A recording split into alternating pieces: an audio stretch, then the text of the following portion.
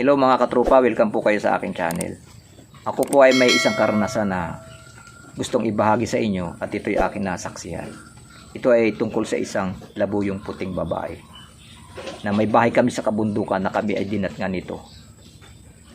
Pero bago po ang lahat baka naman po piling pakisubscribe para lagi kayong update sa aking mga upload. At bago ko po ituloy ang salaysay kung paano siya gamitin bilang isang mabisang gamit sa pagsasabi at kung paano rin maiwasan siyang mawalan ng visa, ay bago ang lahat, sa ibang mga katropa na hindi naniniwala, ay hindi ko po kayo pinipilit na maniwala sa akin. At una sa lahat, piliin po natin na maging mabuti tayo sa ating kapwa. Sa araw-araw natin tayo nabubuhay para tuloy-tuloy ang masaganang blessing sa ating buhay at masarap sa pakiramdam. Ituloy ko po sa inyo ang salaysay tungkol doon sa labuyong puting babae na dumating sa aming bahay sa kabundukan. Yun po ay year 1980 nangyari. At sa aking ama unang nagpakita yung labuyong puting manok na yun bago pa sa amin.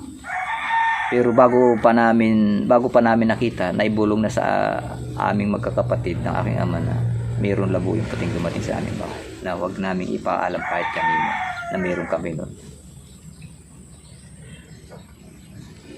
Pagkatapos nun, hinayaan lang na aking ama na kasama ng aming mga manok na alaga. Nung panahon na yun po, marami po kaming alagang mga manok. Nagpapalahi rin po ang aking ama, kaya lang mga mistiso lang. Naiputan lang po ng pagkamistiso, mga Tagalogin. After 1 month po, hinuli na rin aking ama yung labuyo. Pero bago ang lahat, kami muna ang humuling mga magkakapatid. Ginawa na po namin ang alam, hindi talaga po namin mahuli-huli yung manok na yun. Kahit siluan namin, lahat na ginawa na namin, hindi namin mahuli. Pero sa ama ko lang po nagpahuli. Napakadaling hinuli ng ama ko. Palibasa nga siguro sa kanya pinagkaloob yung labuyong puti.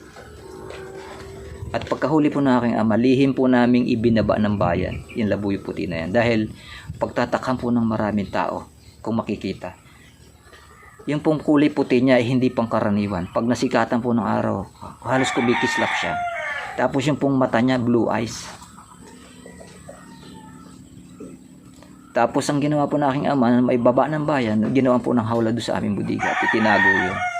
At pagkalapos po nung kanya may tago doon, lahat po ng aming mga anak, mga tandang na alaga, kanya pinaguhuli.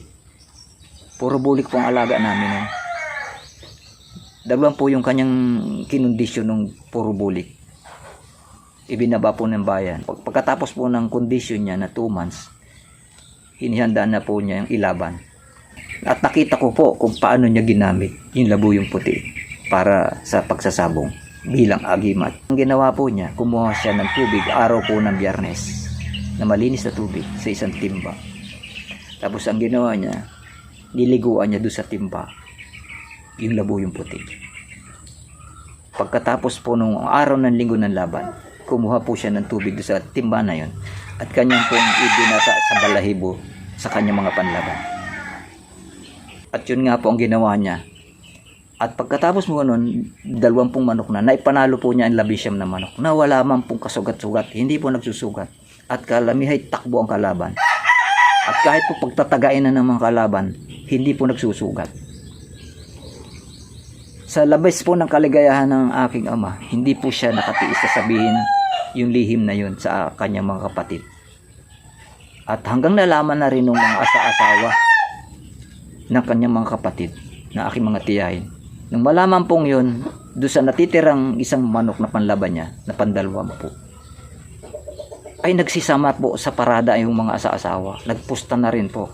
Tapos sumama pa sa sabungan yung iba. Barkadahan silang pumunta ng sabungan. Yung pang 20 na yun sa kasamang palad, natalo po yun, tumakbo po yun. At pagkatapos po nun, 3 araw namatay na rin yung labuyong puti na walang kadahi-dahilan. At nalaman po rin namin ng tatay ko nung bandang huli na nalaman din sa mga marunong mag-aagimat na mga master kay sa kanya at bawal na bawal pong pustahan ng babae o samahan sa parada ang mayroong panlabuyong puti. At bawal na bawal din pala po yan na ipapaalam ninyo. Dapat pamilya lang ang nakakaalam.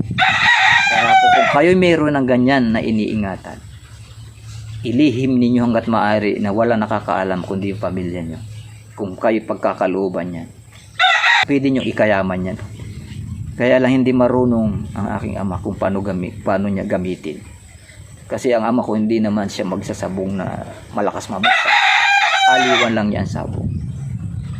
At hindi rin niya natiis na hindi ipagsasabi. Kaya ganoon nangyari. Nawalan ng bisa yung aming labuyong puti.